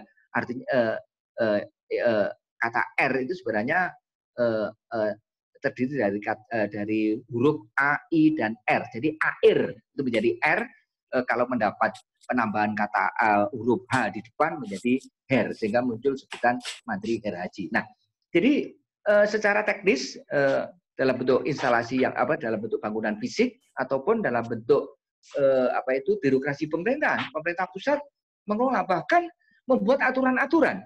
Misalnya dalam prasasti Wulik ya, dalam prasasti Wulik yang berasal dari masa pemerintahan Raja Pusendok itu, Pusendok juga mengeluarkan prasasti Wulik yang isinya antara lain memberitakan tentang pemanfaatan dawuhan di Wulik, ya ada dawuhan di Wulik itu untuk pembudidayaan ikan. Ini seperti yang concern Mas Prigi terhadap ikan. Jadi air yang sudah digunakan untuk membudidayakan ikan itu sudah diberitakan di dalam prasasti di era pemerintahan Raja Sendok, yaitu prasasti Wulik gitu, yang memberitakan tentang budidayaan ikan di dawuhan Wulik. Dan bahkan yang menarik perhatian kita, prasasti ini memberitakan tentang bagaimana memanfaatkan ikan ya, sumber hasil budidaya ikan itu. Dikatakan bahwa pengambilan ikan itu tidak diperkenankan dilakukan pada malam hari, ya. Jadi tidak boleh dilakukan pada malam hari, tapi kalau mau jadi kata rah ya, rahina gitu ya. Ngerah gitu. Sampai sekarang masih ada istilah ngerah, itu artinya mengambil ya. Pengambilan itu boleh dilakukan pada siang hari dan dilarang untuk melakukan pengambilan ikan itu di malam hari. Saya kira Mas Brigi bisa menjelaskan mengapa ada baiknya pengambilan ikan itu tidak di siang tapi di malam hari. Ini barangkali bisa dijelaskan itu, sehingga aturan yang disebutkan di dalam prasasti Wulik itu bisa dijelaskan dengan menggunakan pendekatan botani misalnya itu. Ya, Pak. Saya kira begitu. Menarik itu tadi Pak. Mungkin kita perlu mendalami juga kenapa kok ikan malam hari nggak boleh ditangkap ya Pak ya. Ini untuk selanjutnya kita ada satu orang penanya lagi, Mas Petrus. Silahkan Mas. Ya, selamat siang Pak Dwi. Ya, selamat siang Mas Petrus. Kan ini tentang pada masa lampau kan memang sudah raja-raja pun juga pemerintahan di masa lampau itu kan sudah memikirkan bagaimana mengelola air dengan baik. Lalu apakah ada mungkin prasasti atau semacam bukti sejarah mengenai pemberian sanksi Pak bagi masyarakat pada masa itu ketika mereka melakukan perusakan, entah membuang sampah, atau mari ataupun juga mungkin membendung air sehingga tidak bisa digunakan oleh masyarakat lain. Yang kedua, itu Mas Bigi mungkin kalau melihat kondisi seperti ini, Mas Bigi, kalau air tidak lagi menjadi tempat atau yang disucikan, disakralkan, bahkan menjadi tempat pembuangan limbah, sampah dan popok gitu ya. Lalu apa yang harus dilakukan agar bisa mengembalikan sungai seperti pada masa lampau? Terima kasih. Iya. Baik. Apa saya dulu Mbak Daru ya? Silakan Pak Dwi dulu aja Pak. Iya, baik. Jadi artinya bahwa tindakan-tindakan yang mengancam ya, yang merusak ya, yang destruktif terhadap instalasi yang antara lain berhubungan dengan air itu juga sangat mungkin. Jadi ada sabotase yang dilakukan terhadap proyek vital, gitu ya. Jadi bendungan misalnya, itu ya, tanggul misalnya, itu kan proyek-proyek vital. Kalau itu kemudian dijebol, maka akan berdampak luas. Nah, yang menarik perhatian kita, kalau kita melihat dari prasasti Erlangga ya, dari prasasti Erlangga, khususnya prasasti Kamalagian, ini ada semacam perintah khusus ya bagi warga di Kamalagian itu untuk untuk ikut menjaga tambak itu. Jadi bukan hanya menjaga tambak dari kemungkinan kemudian jebol ya, dijebol oleh musuh gitu ya, dijebol oleh musuh gitu ya. Tapi juga karena terterjang oleh air bah gitu ya, terkena air bah itu kemudian jebol, dan ini warga diminta untuk bersama-sama melakukan pemeliharaan, dan sebagai rewardnya maka desa itu ditetapkan sebagai desa berdikat. Nah, ada prasasti lain juga yang dari masa pemerintahan Erlangga yang di dalamnya juga memerintahkan untuk melakukan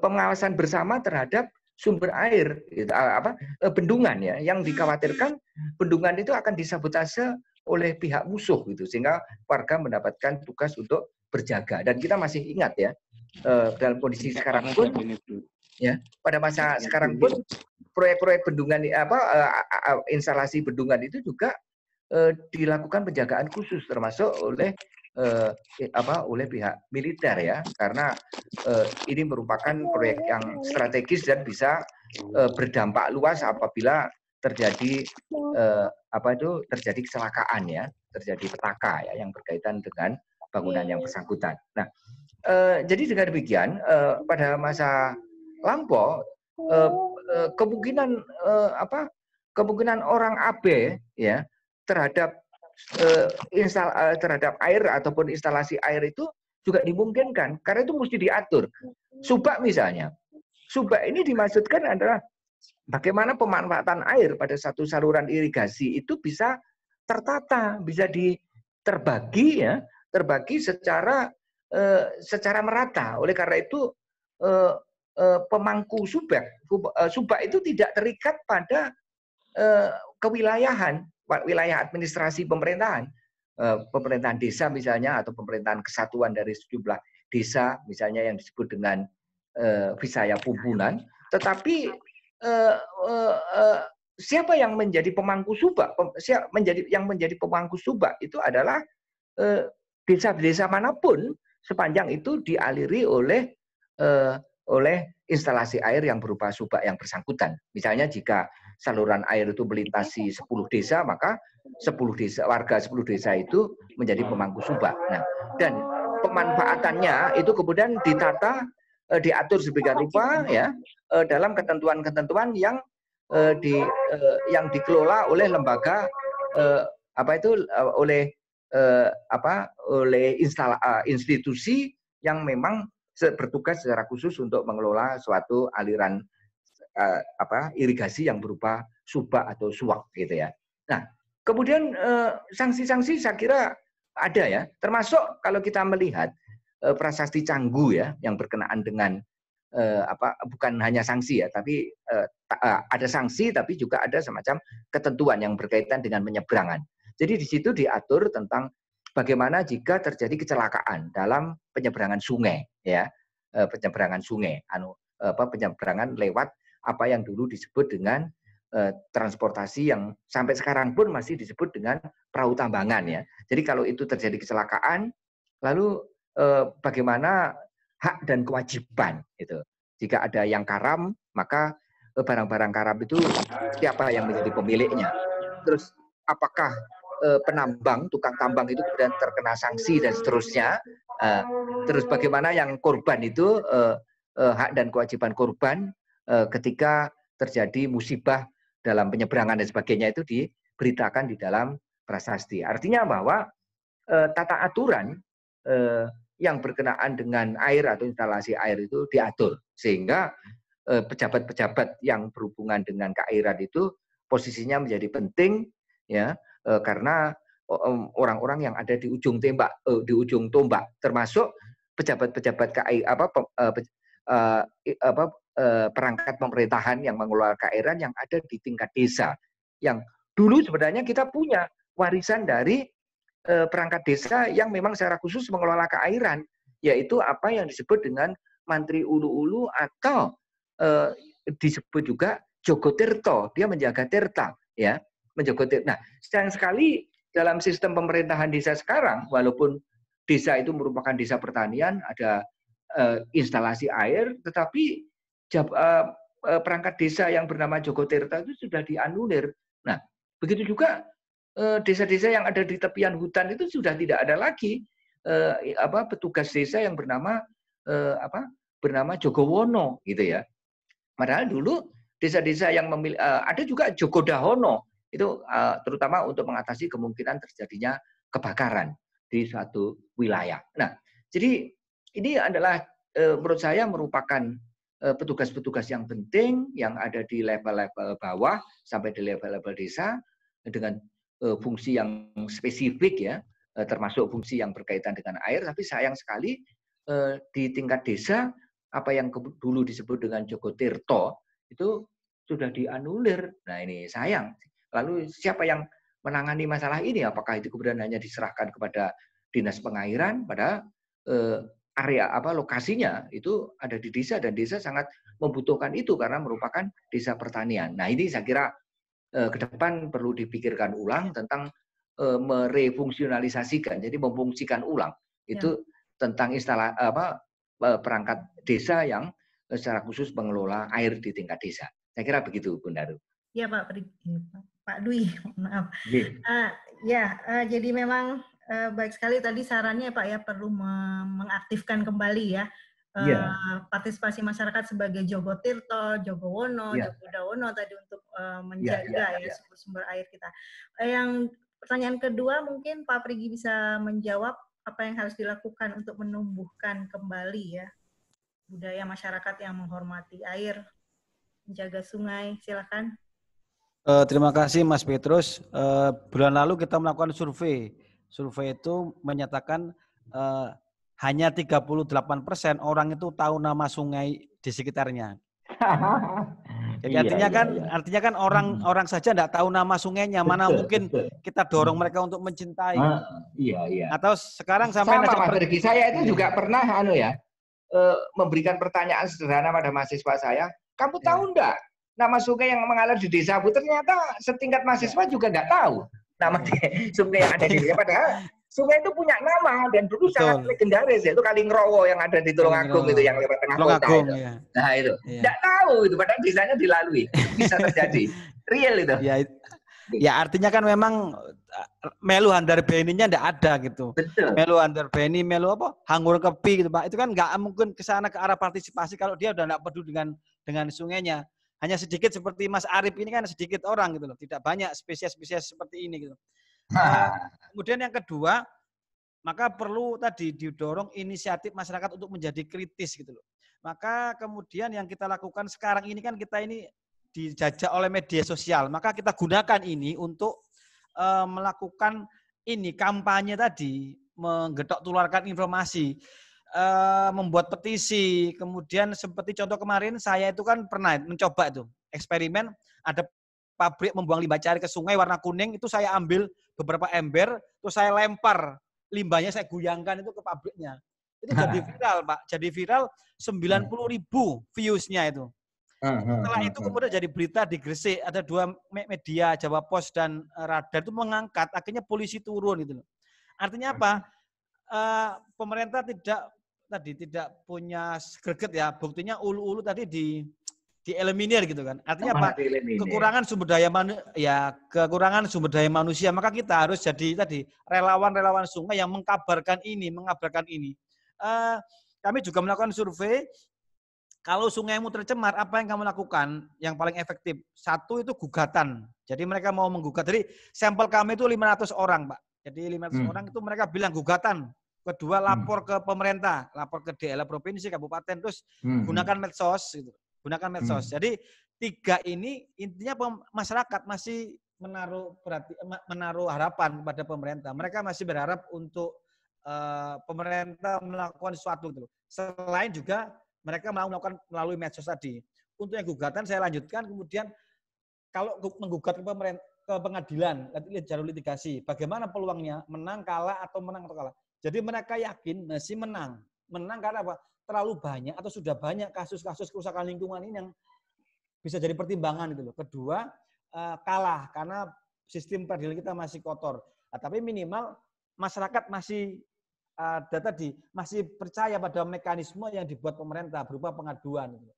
Maka menurut saya ya kita ini yang ada memang di garis depan itu sering-sering mengabarkan menggunakan tadi Pak Amin, menggunakan medsos Pak.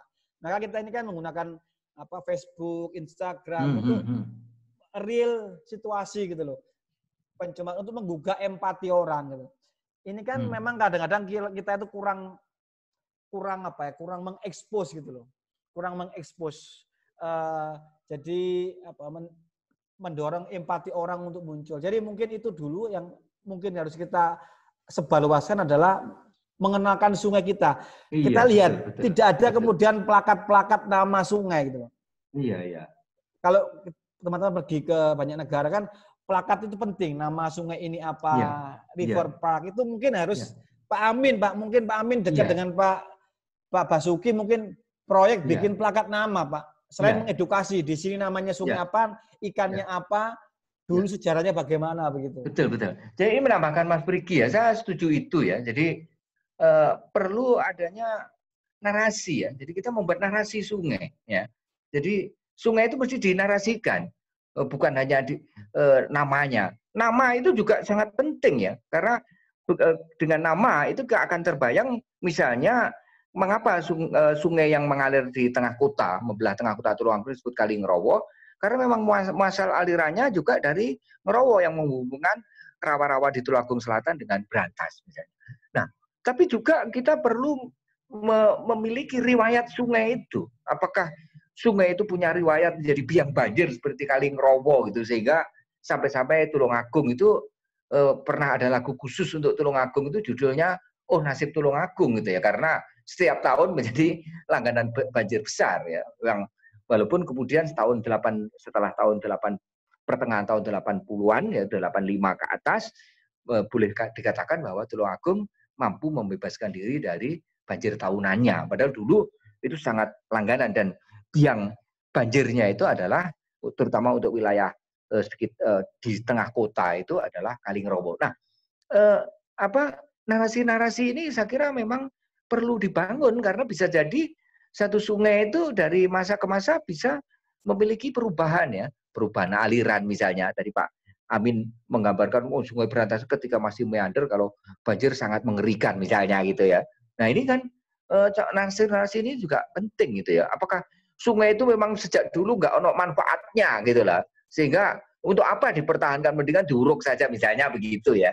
Tapi padahal enggak, sungai ini sangat penting. Pentingnya di mana? Nah, ini yang saya kira membuat narasi, membuat literasi, dan yang lebih penting lagi, saya setuju dengan Mas Prigi, masyarakat paling tidak mesti tahu tentang sungainya. Bagaimana mau mengajak mereka, mau mendorong mereka, melibatkan mereka menjadi pemeran-pemeran aktif untuk sungainya, sementara dia sendiri nggak kenal gitu ya.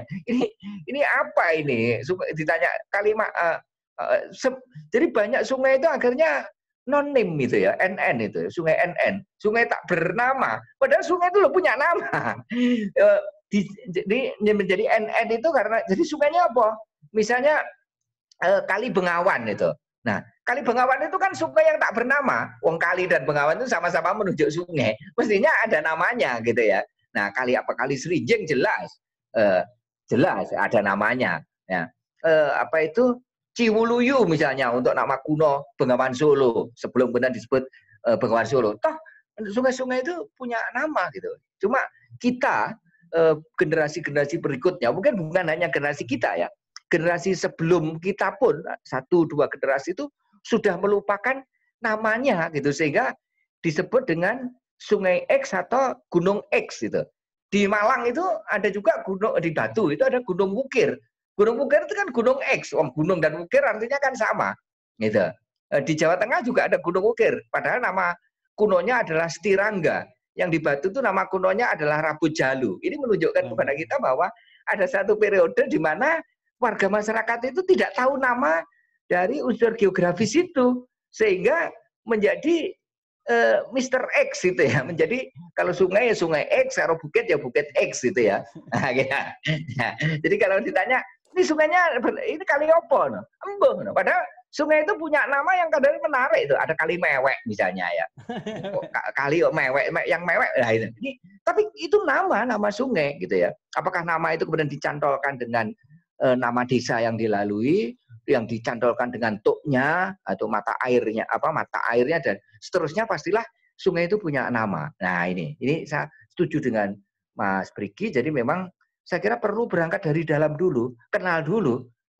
Bagaimana sayang kalau nggak kenal gitu ya. Nah, jadi kenal dulu maka sayang. Nanti kalau tak kenal maka ya tak sayang gitu. Gitu. Masuk ke anunya, screen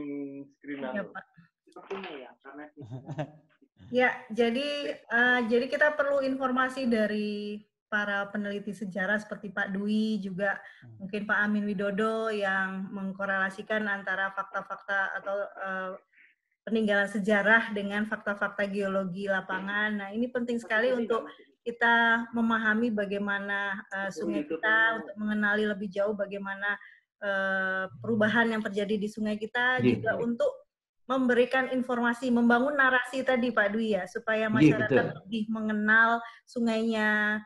Juga kita perlu melibatkan pemerintah di sini selaku pengelola pengairan seperti Dinas Pengairan, Balai Besar Wilayah Sungai, atau Kementerian PU, agar tidak hanya menggunakan pendekatan struktural dengan membangun infrastruktur yang apalagi yang dan itu belum tentu dibutuhkan lah.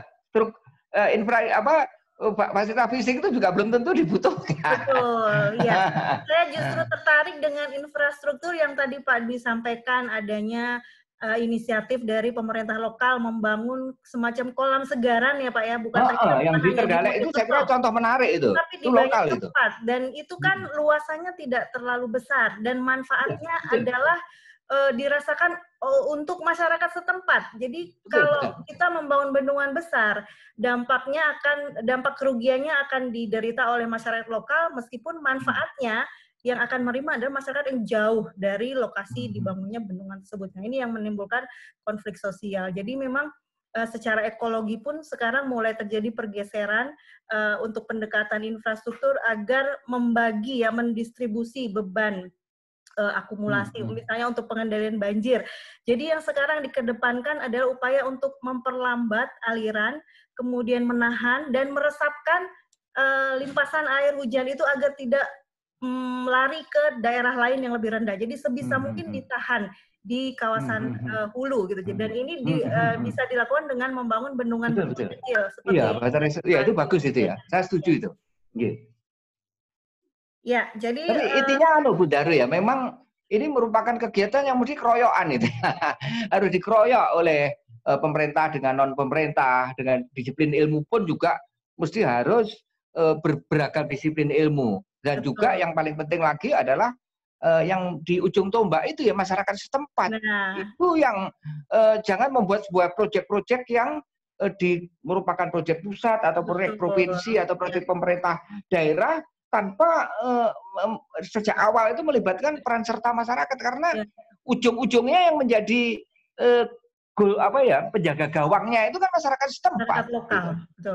Betul itu. Aspek budaya, sosial masyarakat ini yang masih belum banyak dilibatkan dan diperhatikan ya Pak ya.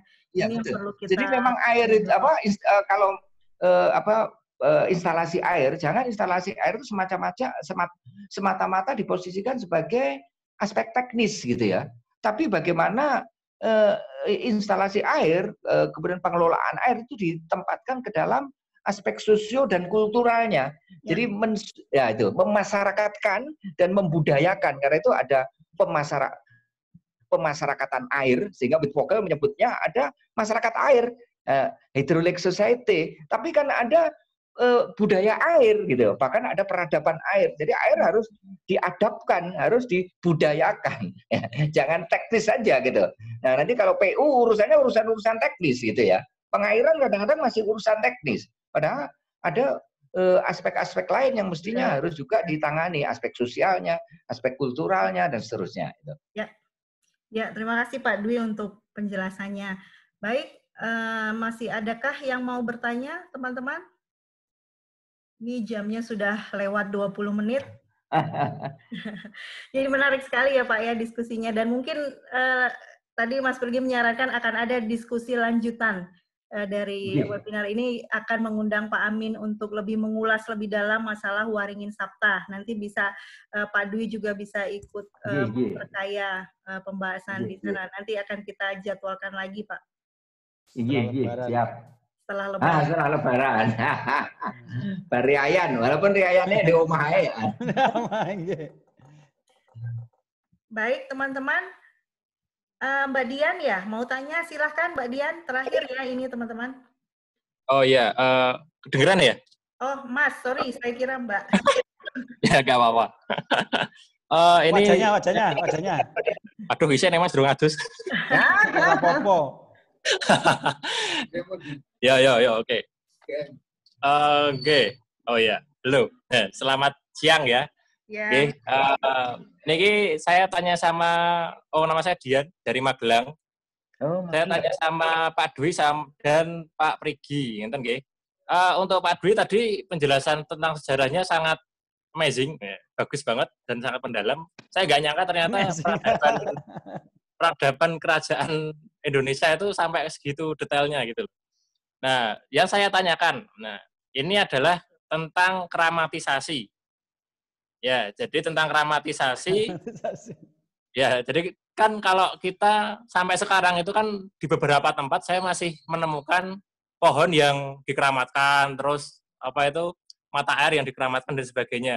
Menurut saya itu sangat bagus karena kadang-kadang saya menemukan di beberapa desa itu mungkin mengge apus-apusan biar pohonnya nggak ditebang, biar apanya itu nggak di ini gitu, pokoknya tidak disemari.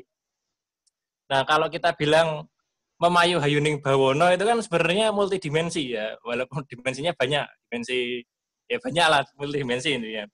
Nah, kita itu mengalami degradasi mindset itu yang sangat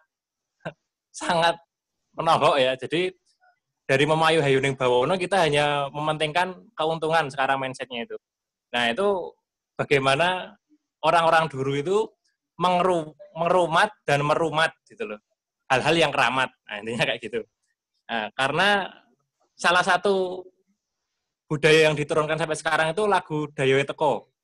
Ya, Dayoe Teko, gelarno kloso, kelasane bedah, tambahno jadah. Nah, jadahe mampu kan pakano asu. Nah, asune mati buangno kali, kaline banjir.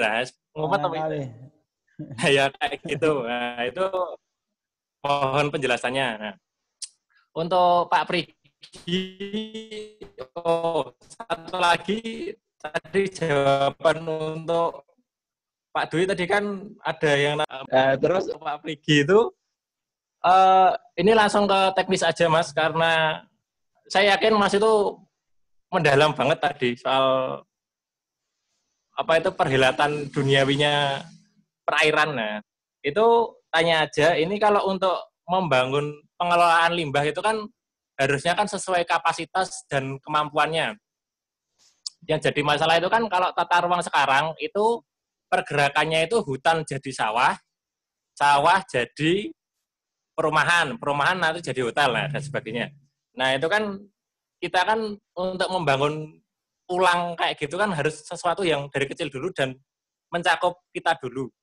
Nah, itu kalau kita membangun pengelolaan limbah, air dan sebagainya itu kalau dari ranah dari kapasitas keluarga terus ke desa terus ke kota itu kira-kira bagaimana? Itu mohon dijelaskan.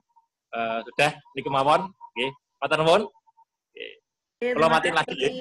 Mas Dian. Ya, silakan siapa yang mau jawab duluan? Pak Dwi-nya. Pak Dwi menghilang. Silakan Pak pergi dulu. Ya mungkin Bu Daru bisa bantu tadi. Manajemen air tadi Bu, pengelolaan sumber daya limbah tadi dari level desa, kapasitas tadi. Teknik kan tadi. Iya. Saya mungkin ini Pak Dwi masuk lagi tadi, terpencet keluar mungkin ya. Ya, mungkin saya menjawab dulu menambahkan Mas Prigi ya. Memang pengolahan limbah itu harus dimulai dari skala rumah tangga ya. Jadi kita mulai dulu. Sebenarnya tidak hanya pengolahan limbah, tapi pengelolaan air itu harus juga mengelola limpasan air hujan yang jatuh di area rumah kita. Dan ini yang juga harus dikelola selain dari air limbah yang dihasilkan dari rumah tangga. Nah, untuk air hujan ya, itu setidaknya kita di rumah harus menyediakan lahan terbuka. Dan menurut peraturan pemerintah harusnya minimal 30%. Jadi kalau kita punya rumah seharusnya ada taman kecil gitu ya di depan rumah atau di belakang rumah yang itu berfungsi sebagai daerah resapan air. Jadi ketika hujan, airnya tidak langsung masuk ke selokan. Dan dengan adanya taman, ada tanaman-tanaman, air limpasan ini akan tersaring ya, tidak langsung masuk ke saluran, tapi dia akan mengendap dulu racun-racunnya atau bahan pencemar, juga sedimentasinya bisa akan tertahan di taman kita, dan air yang masuk ke solokan itu sudah air yang lebih bersih gitu ya. Dan akan lebih baik lagi kalau kita punya sumur resapan ya, atau sekarang yang juga perlu dibuat adalah tangki penyimpan air hujan. Jadi di dalam rumah kita harus disambungkan dengan tandon ya untuk menyimpan air hujan. Dan air hujan ini sudah terbukti merupakan air yang kualitasnya sangat baik. Jadi dia bisa mengobati segala penyakit karena bisa meluruhkan racun-racun yang ada dalam tubuh untuk dikeluarkan. Itu yang perlu diterapkan ya di seluruh rumah yang ada di sekitar kita gitu ya. Dan bisa kita mulai dari rumah kita sendiri. Kemudian untuk ya masalah air limbah, untuk menghindari terbentuknya limbah, maka kita harus berusaha untuk mencegah dengan cara mengurangi penggunaan bahan-bahan kimia yang berlebihan yang dihasilkan dari rumah kita, misalnya deterjen, ya. Jadi jangan banyak-banyak pakai deterjen, secukupnya. Semuanya kita upayakan semaksimal mungkin dihemat-hemat, baik itu deterjen, sampo, maupun cairan-cairan pembersih kimia seperti yang kita gunakan untuk membersihkan kamar mandi, karena itu mengandung bahan beracun seperti klorin, juga bahan-bahan antibiotik yang itu bisa menurunkan kualitas air dan membunuh biota-biota yang ada sepanjang saluran yang dilewatinya. Nah, untuk pola limbah skala rumah tangga ya sebenarnya kita bisa membuat taman ya, istilahnya itu taman buatan lahan basah. Jadi dengan membuat kolam pengolahan air limbah dengan menggunakan tanaman-tanaman air seperti bambu air, kemudian mungkin kangkung, bunga kana, dan banyak tanaman-tanaman air. Jadi saluran dari rumah kita sebelum masuk ke selokan atau masuk ke saluran pembuangan itu kita saring dulu dengan taman lahan basah ini ya. Jadi dia bisa mengurangi limbah organik khususnya ya. Dan ini bisa mengurangi beban pencemaran yang masuk ke sungai. Kalau semua ini bisa diterapkan, tentunya sungai kita tidak akan tercemar seperti sekarang ya. Dan untuk saluran-saluran limbah dari rumah-rumah itu pun seharusnya ada instalasi pengolahan limbah komunal yang dibangun oleh pemerintah, dan ini merupakan tanggung jawab dari Kementerian PUPR ya, terutama dari Cipta Karya.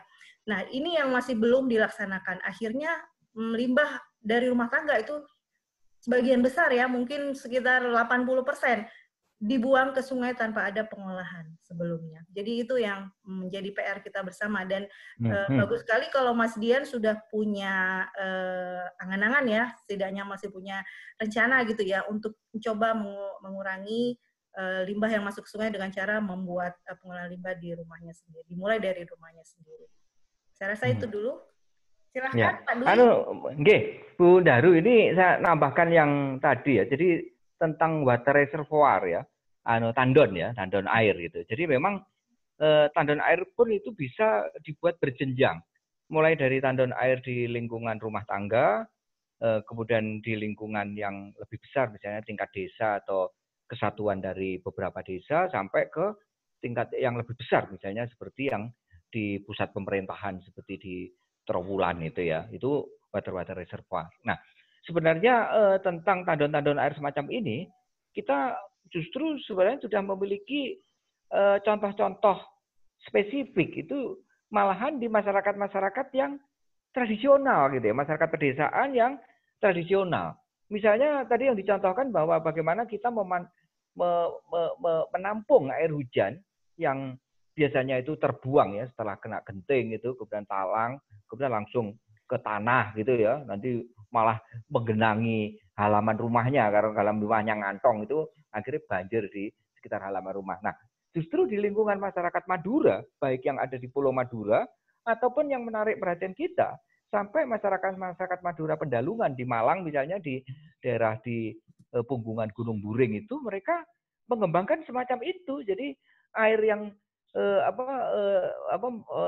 mengenai genteng itu kemudian dibuat talang yang berkeliling, mengelilingi atap itu, sehingga nanti bisa dialirkan, disentrakan ke dalam tandon air, dan tandon air ini bermanfaat terutama di musim kemarau gitu, karena beberapa daerah ini memang daerah yang rawan langka air gitu, seperti misalnya yang di masyarakat Madura yang di Kampung Baran ya, kebetulan masyarakat Madura Pendalungan di sepanjang Gunung Buring itu kampung-kampungnya memiliki unsur nama Baran, Baran Ngingit, Baran Baran Kedung Kandang, Baran macam-macam ya, Baran Buring dan seterusnya gitu.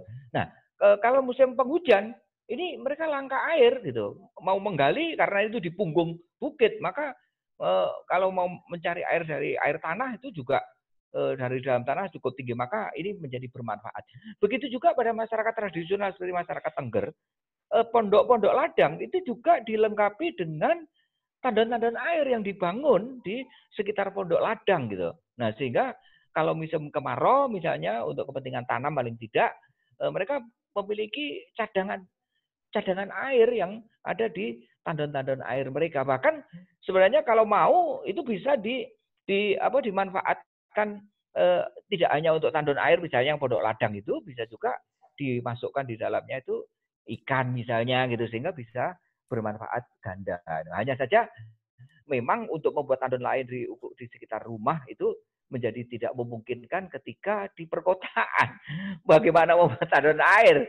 Itu rumahnya tipe 21 misalnya gitu kan, enggak cukup waktu, enggak cukup tempat misalnya ya.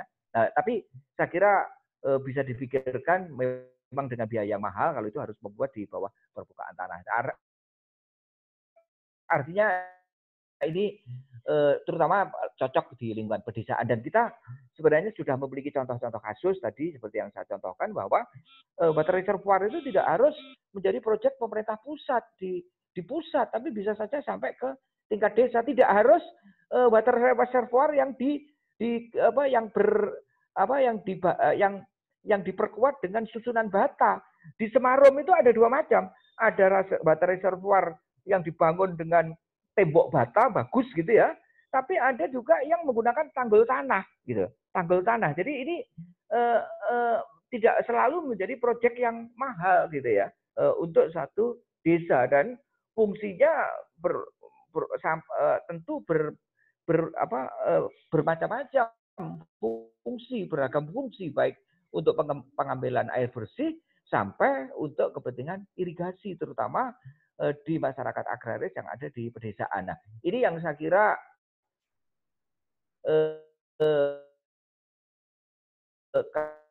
kearifan